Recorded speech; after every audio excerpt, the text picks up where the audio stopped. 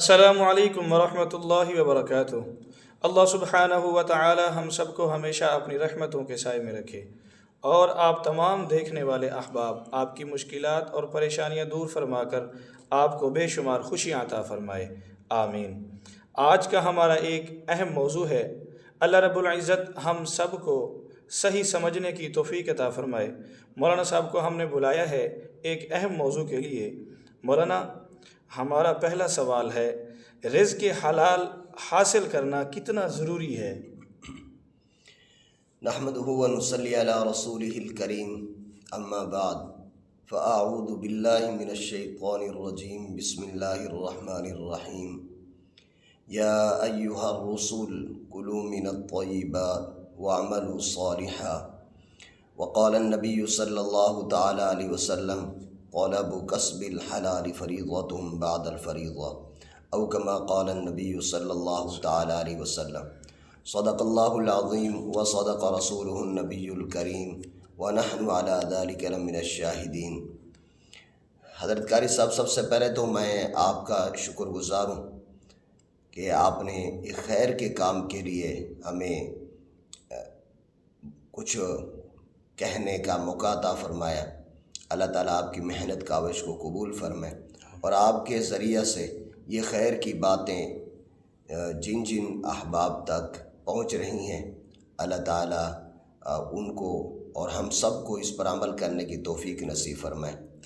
یہ موضوع بہت اہم ہے، رزق حلال۔ قرآن کریم میں رزق حلال سے متعلق بہت سے مقامات پر اللہ تعالیٰ نے حکم فرمایا، اور احادیث نبویہ کے اندر جناب نبی کریم صلی اللہ علیہ وسلم نے بھی رزق حلال کے متعلق بہت سے ارشادات فرمائے۔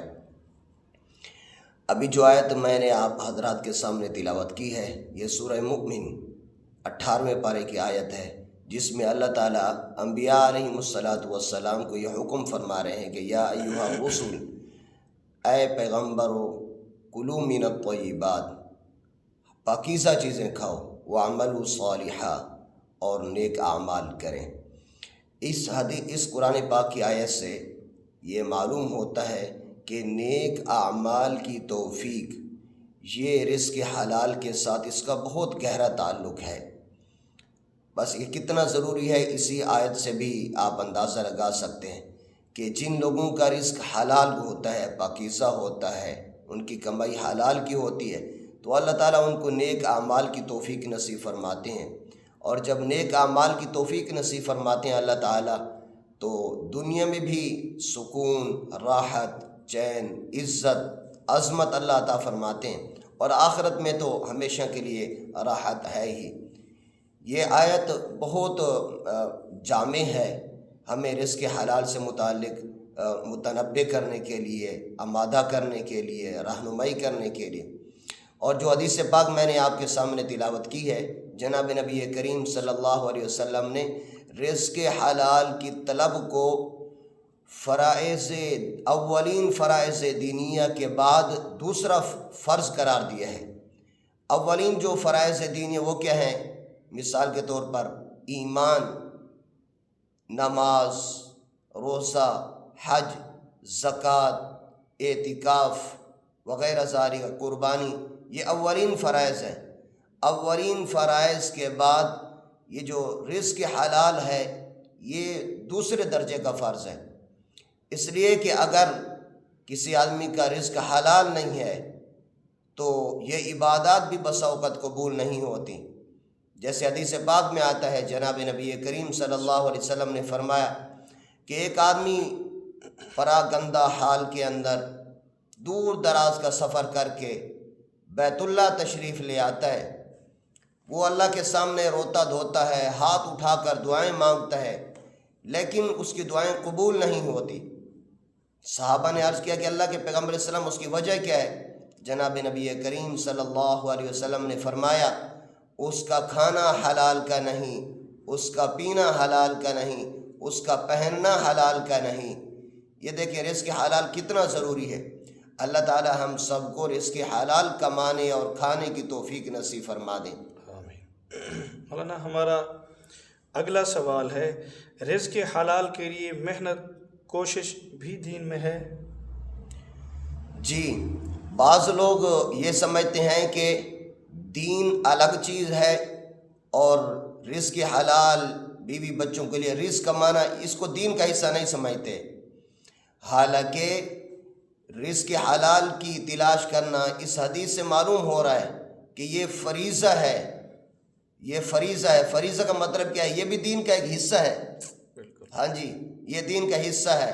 ایک آدمی اپنے بیوی بچوں کے لیے رزق حلال کے لیے وہ محنت کر رہا ہے، مزدوری کر رہا ہے، کاروبار کر رہا ہے، تجارت کر رہا ہے، اور وہ ان شرعی اصولوں کے اوپر اپنی رزق کماتا ہے جو شریعت مطہرہ نے ہمیں شرعی طریقے بتلائے ہیں۔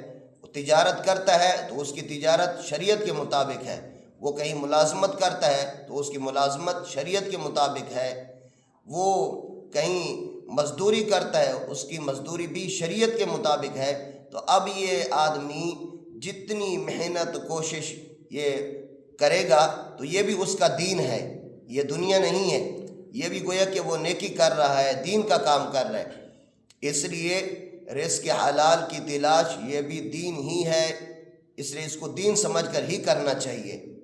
ہم لوگوں نے کیا سمجھا ہوا ہے کہ دین فقط نماز، روزہ، حج، زکوٰۃ، ان چند چیزوں کا جو بڑی عبادات ہیں جن کو کہا جاتا ہے، ان کو ہم نے دین سمجھا ہوا ہے، اور باقی جو ہمارا کاروبار ہے، تجارت ہے، زراعت ہے، ملازمت ہے، اس کو ہم نے دین نہیں سمجھا۔ حالانکہ حدیث پاک میں آتا ہے کہ جو آدمی کاشتکاری کرتا ہے، زراعت کرتا ہے، وہ زمین کے اندر جو بھی چیز فصل اگاتا ہے تو اس فصل سے جتنے پرندے کھاتے ہیں یہ اس کے لیے صدقہ ہے۔ وہ کوئی باغات لگاتا ہے، اس سے جتنے پرندے کھا جاتے ہیں، کوئی آدمی سائے میں بیٹھتا ہے، یہ سارا کا سارا دین ہے۔ اس لیے دین اگر دنیا کے کام بھی شریعت کے مطابق ہوں تو یہ دین ہے، اس لیے دین سمجھ کر ہی کرنا چاہیے۔ اللہ تعالی ہمیں سمجھنے کی توفیق نصیب فرما دے۔ ماشاءاللہ، آمین۔ اچھا مولانا، ہمارا اگلا سوال ہے، کیا اسلام میں رہبانیت جائز ہے؟ جی، اسلام میں رہبانیت جائز نہیں ہے۔ پہلے زمانے میں اسلام سے پہلے مثال کے جیسے عیسائیت ہے، عیسائیت میں یہ ہوتا تھا کہ لوگ اللہ تعالیٰ کا قرب حاصل کرنے کے لیے، اللہ والا بننے کے لیے، نیک بننے کے لیے انہوں نے جو طریقہ اختیار کیا ہوا تھا وہ یہ طریقہ اختیار کیا ہوا تھا کہ وہ بیوی بچوں سے الگ ہو کر، دنیا سے بالکل الگ تھلگ ہو کر، نہ کوئی کمانا، نہ کسی کے ذمہ داری اپنے سر پر لینا، وہ بالکل جنگلوں میں چلے جاتے تھے، تنے تنہا رہتے تھے، وہیں اللہ اللہ کرتے تھے اور اللہ کا قرب حاصل کرتے تھے۔ اسلام نے اس چیز سے منع کیا ہے۔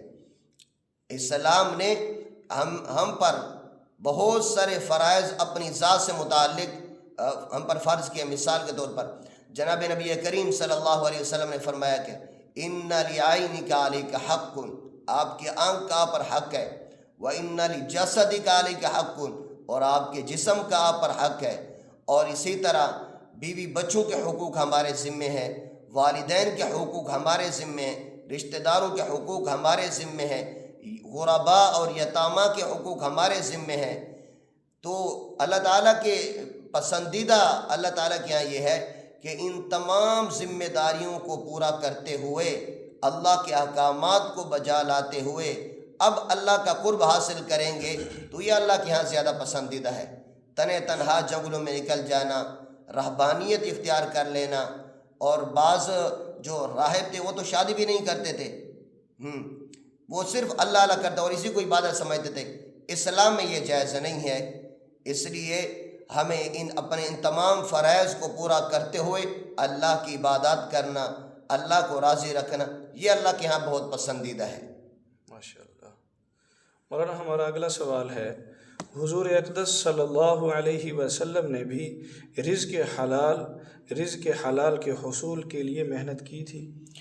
جی، جناب نبی کریم صلی اللہ علیہ وسلم نے اور باقی انبیاء علیہ الصلاۃ والسلام نے بھی رزق حلال کے لیے محنتیں اور کوششیں اور اسباب اختیار کیے ہیں۔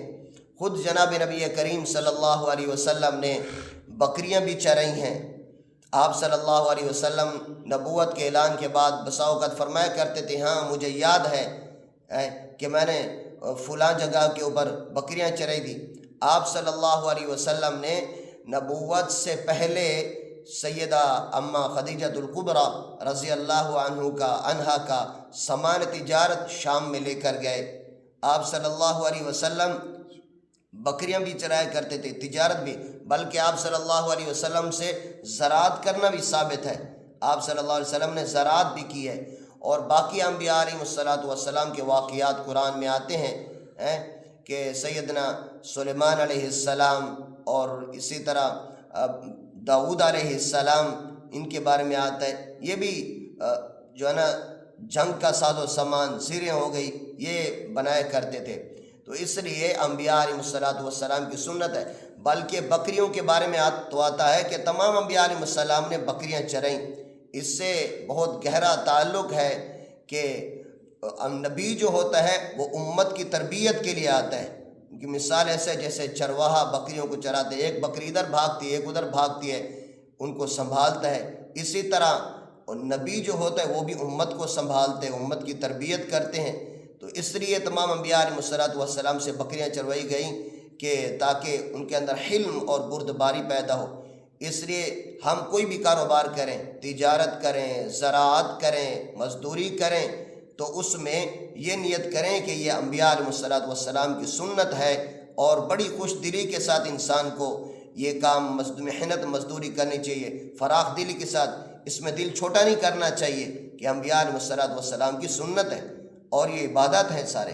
ماشاء اللہ۔ اور ہمارا اگلا سوال، توکل کے کیا معنی ہیں اور توکل کرنا کیسا ہے؟ جی، بہت اہم سوال آپ نے کیا ہے۔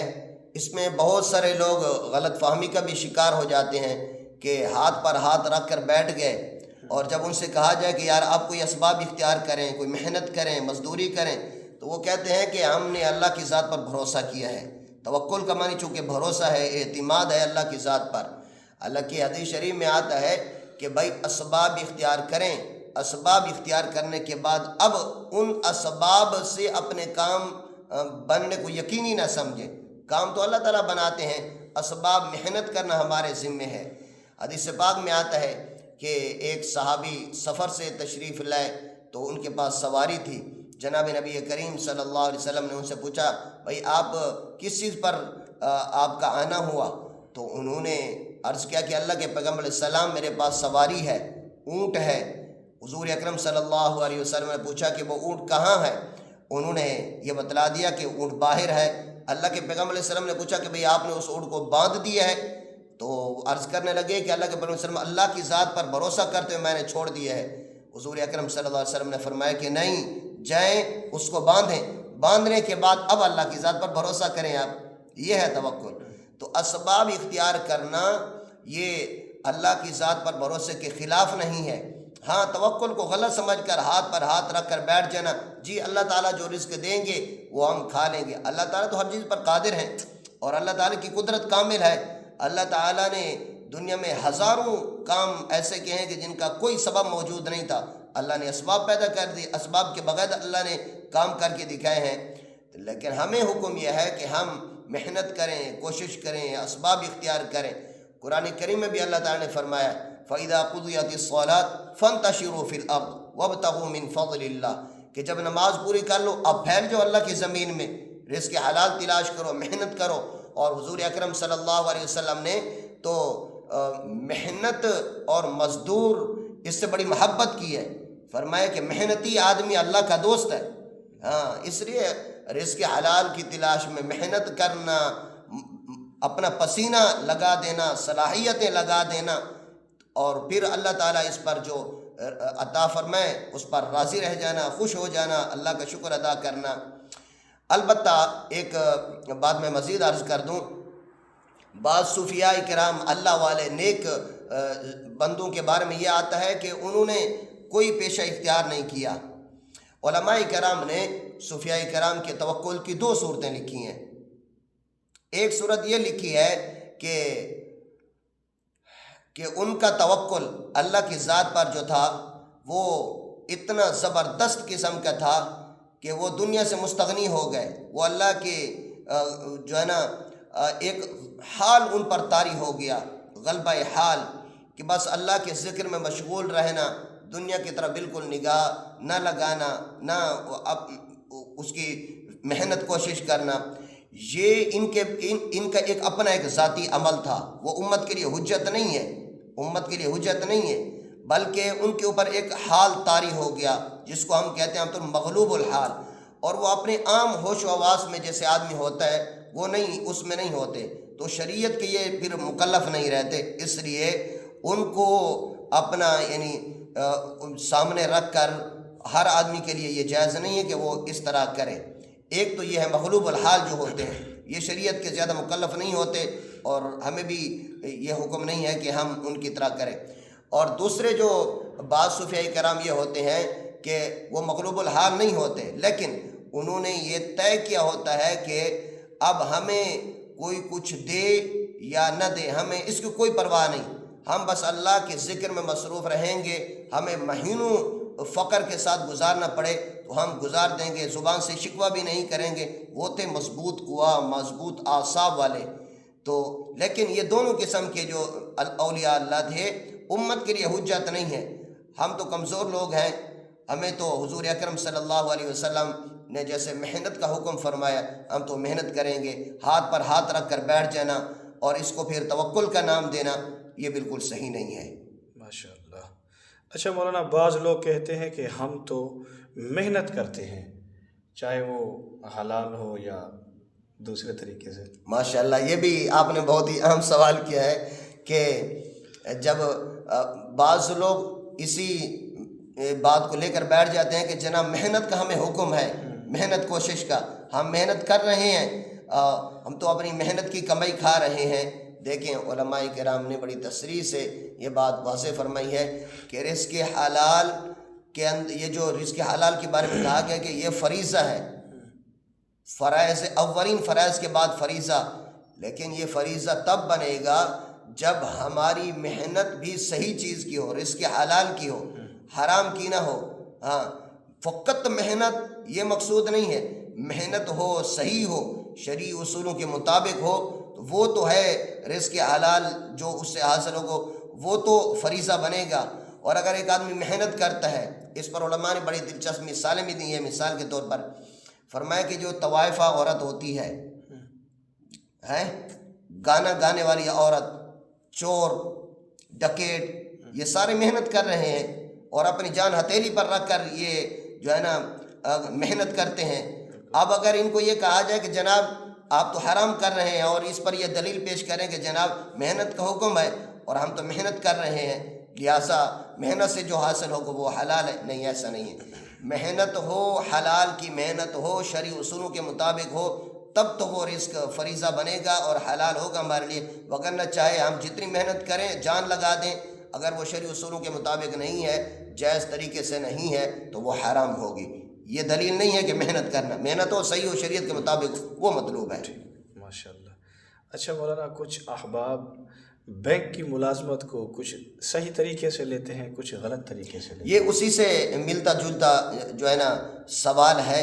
بینک میں بھی چونکہ ایسا بینک جس میں سودی کاروبار ہے، سودی لین دین ہوتا ہے اور ان کی تنخواہیں وہیں سے بنتی ہیں، تو یاد رکھیں حدیث پاک میں آتا ہے کہ سود ایک ایسا حکم ہے قرآن کریم میں، شاید اس سے زیادہ بڑا سخت حکم نہ ہو۔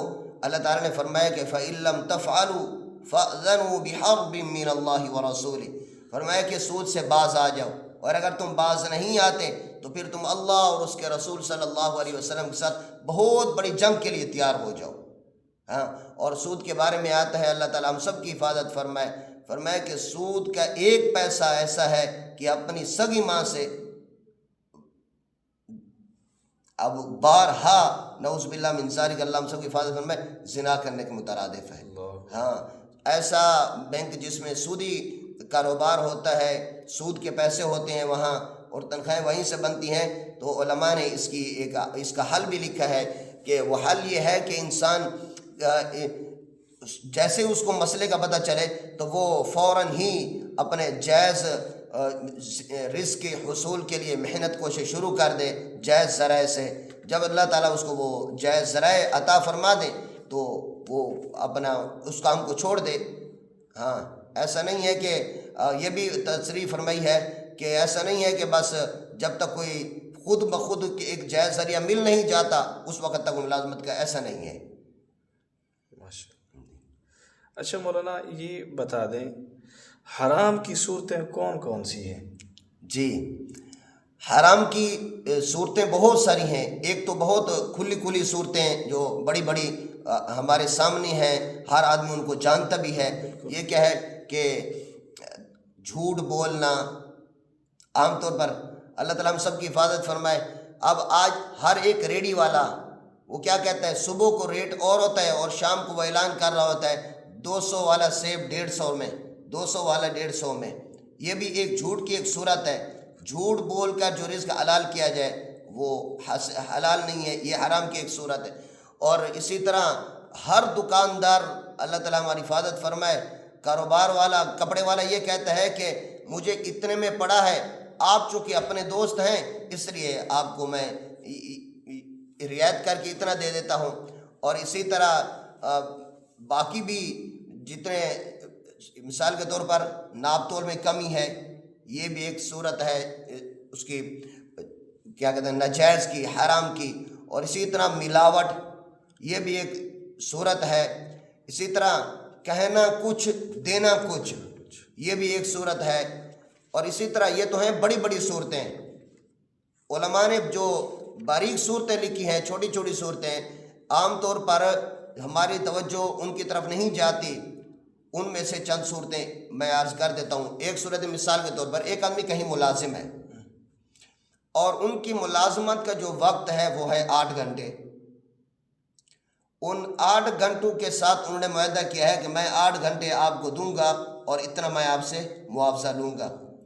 اب وہ 8 گھنٹے نہیں دیتے بلکہ 7 گھنٹے دیتے ہیں، جان بوجھ کر لیٹ ہو جاتے ہیں، دفتر سے جلدی چھٹی کر لیتے ہیں، یا کام کے دوران جو ان کا وقت کام کا طے ہو اس دوران اپنے کچھ ذاتی کام کرتے رہتے ہیں۔ علماء نے اس کو بھی جائز نہیں لکھا، ایک صورت۔ اور دوسری صورت یہ ہے کہ مثال کے طور پر ایک آدمی کہیں سفر کرتا ہے، سفر کا انہوں نے جو طے کیا ہے کرایہ، وہ مطلب مثال کچھ مقدار ہے، بھائی اتنا سامان آپ ساتھ لے کر جا سکتے ہیں، اس سے زیادہ نہیں لے کر جا سکتے۔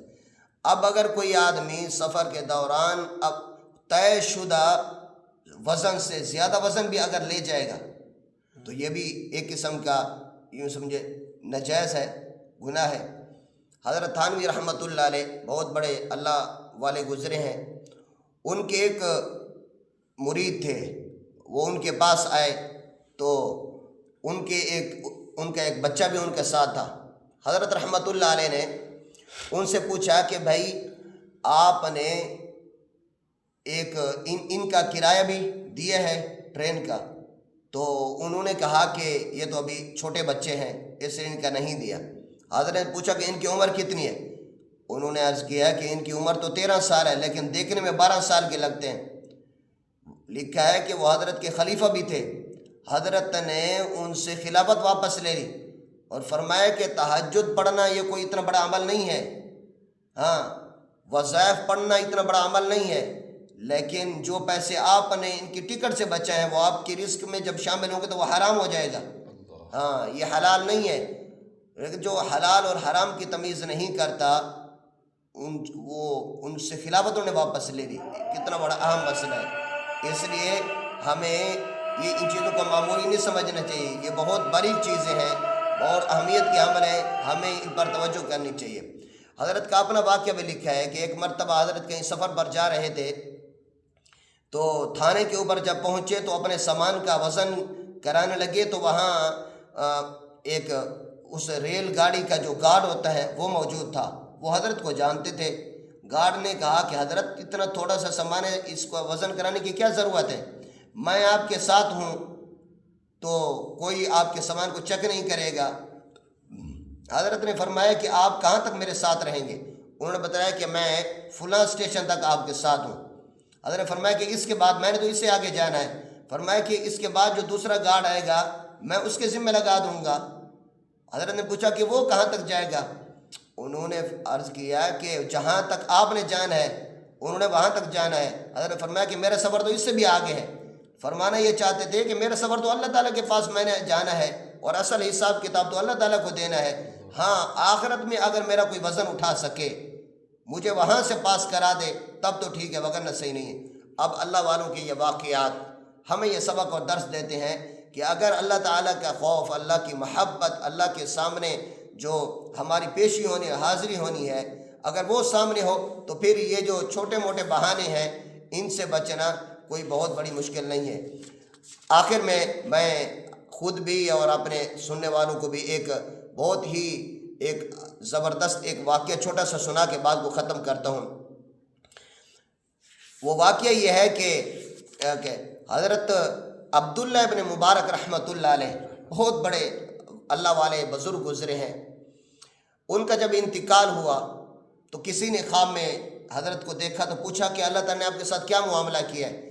انہوں نے فرمایا کہ اللہ تعالیٰ نے میرے ساتھ بہت اعزاز و اکرام والا معاملہ کیا ہے، لیکن جو میرا ہمسایہ تھا ایک لوہار تھا، اللہ نے اس کا اعزاز و اکرام مجھ سے بھی زیادہ کیا ہے۔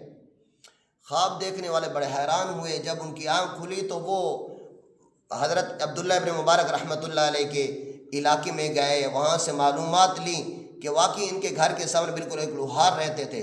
انہوں نے لوہار کی بیوی سے، ان کے گھر والوں سے پوچھا کہ بھائی وہ جو لوہار تھے ان کے معمولات کیا تھے؟ اللہ تعالیٰ نے ان کو وہ درجہ عطا فرمایا جو عبداللہ بن مبارک رحمۃ اللہ علیہ کو، بلکہ عبداللہ بن مبارک رحمۃ اللہ علیہ پر رش کر رہے ہیں۔ کیا ان کے معمولات کیا تھے؟ ان کی بیوی نے ان کے دو معمول بتلائے۔ ایک یہ بتلایا، فرمایا کہ یہ سارا دن لوہا کوڑتے رہتے تھے، تھک جاتے تھے۔ عبداللہ بن مبارک رحمۃ اللہ علیہ رات کے آخری حصے میں اپنے مکان کی چھت پر کھڑے ہوتے اللہ کے سامنے تہجد کے لیے، تو یہ ان کو دیکھ کر حسرت کرتے کہ کاش جیسے عبداللہ بن مبارک رحمۃ اللہ علیہ کو اللہ نے فرصت عطا فرمائی ہے، مجھے بھی اگر فرصت ہوتی تو میں بھی ان کے ساتھ کھڑے ہو کر تہجد کی نماز پڑھتا۔ یہ دل کی ایک حسرت، نیک تمنا، لیکن میں مجبور ہوں، دن بھر محنت کرتا ہوں، تھک جاتا ہوں، ہمت نہیں ہوتی۔ اور دوسرا انہوں نے فرمایا کہ جب وہ نماز لوہا کوٹ رہے ہوتے اور ادھر سے اذان کا وقت ہوتا، اللہ اکبر کی صدا جب لگتی تو انہوں نے اگر لوہا اپنے سر سے، ہتھوڑا جو ہے نا سر سے اوپر کیا ہوا ہوتا نا، یہ وہیں چھوڑ دیتے تھے کہ اب اولین فرض کا وقت ہو گیا ہے۔ اس لیے تو یہ ان کی دو ادائیں تھیں۔ ہم سب آج اس واقعہ سے یہ سبق سیکھیں کہ دنیا کے اندر رزق حلال کی محنت، کوشش خوب کریں، حرام سے بچنے کی کوشش کریں، اسی میں راحت ہے، سکون ہے، عزت ہے۔ اللہ نے برکت، حضور اکرم صلی اللہ علیہ وسلم نے برکت کی دعا فرمائی ہے، کثرت کی دعا نہیں فرمائی۔ آج دنیا میں بہت سے لوگ ہیں، مال کی کثرت ہے، لیکن ان میں دو کمزوریاں ہیں۔ ایک کمزوری یہ ہے کہ جو اولین فرائض ہیں، نماز ہے، روزہ ہے، ان میں غفلت، اور دوسری یہ ہے کہ اس پیسے کی کمائی میں حلال کی جو ہے نا فکر نہیں ہے، حرام کی امیزش۔ فرمایا کہ حرام مال کا نقصان یہ ہوتا ہے، ایک تو یہ ہے کہ سارے مال کو حرام کر دیتا ہے، حلال کو، اور دوسرا یہ ہے کہ حلال رزق جتنی راحتیں پہنچنی ہوتی ہیں ان راحتوں کو وہ ختم کر کے، مٹا کے، کھا کے ختم کر دیتا ہے۔